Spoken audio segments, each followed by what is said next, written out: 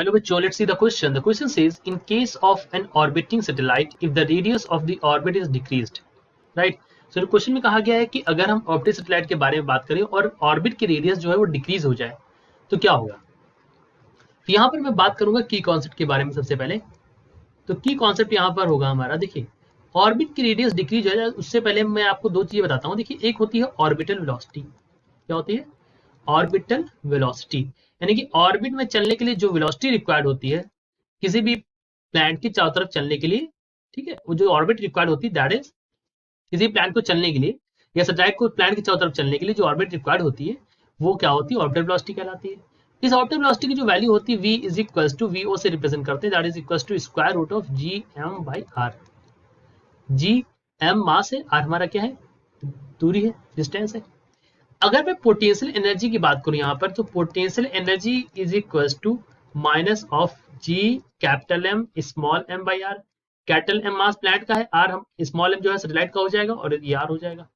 इसी तरह से अगर मैं बात करूं काइनेटिक एनर्जी की यहाँ पर, so kinetic energy is equals to half M V square, ठीक है।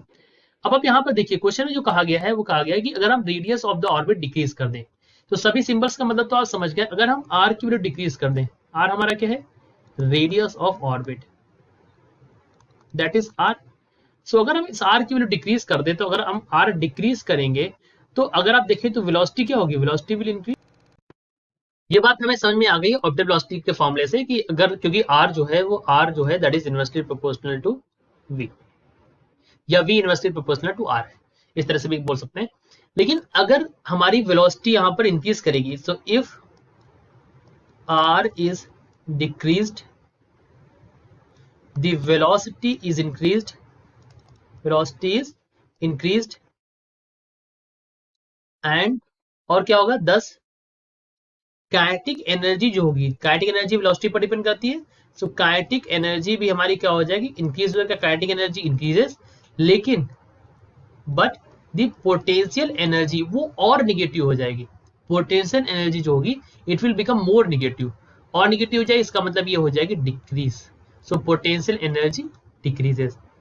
अब टोटल मैकेनिकल एनर्जी जो होती है, ये बात आपको पता होगा कि जो टोटल मैकेनिकल एनर्जी होती है वो हमेशा क्या होती है हमारी कंजर्व रहती है, इज कंजर्व, ये हमेशा हमारी कंजर्व रहती है। तो जो मैकेनिकल एनर्जी है वो हमारी क्या रहेगी विल बी सेम, वो हमारी नहीं चेंज होगी, दैट विल रिमेन सेम। तो ये केस हो गया। अब हम अपने ऑप्शंस में देख लेते हैं। तो पहला ऑप्शन कहता है काइनेटिक एनर्जी डिक्रीजेस, तो ये बात गलत है, हमने आपको पहले बताया काइनेटिक एनर्जी क्या हो रही है, the kinetic energy is increasing. तो काइनेटिक एनर्जी इंक्रीज हो रही डिक्रीज नहीं हो रही, तो ये हमारा गलत हो गया। बी में कहता है इट्स पोटेंशियल एनर्जी डिक्रीजेस, तो मैंने बताया कि ये करेक्ट है, क्योंकि हमने पहले भी आपको बताया कि पोटेंशियल एनर्जी और निगेटिव होगी तो डिक्रीज हो जाएगी यहाँ पर, ठीक है। मैकेनिकल एनर्जी डिक्रीज नहीं होगी बल्कि मैकेनिकल एनर्जी क्या रहेगी सेम रहेगी, तो ये भी गलत हो गया। और डी पार्ट कहता है its speed decreases, speed will not decrease, speed हमारी क्या होगी इंक्रीज होगी, तो डी वाला भी गलत हो गया। तो जो हमारा करेक्ट ऑप्शन है वो कौन सा है, सिर्फ एक है हमारा बी वाला ऑप्शन यहाँ पर करेक्ट है, that is it's potential energy decreases. So I hope you understood it well, best of luck.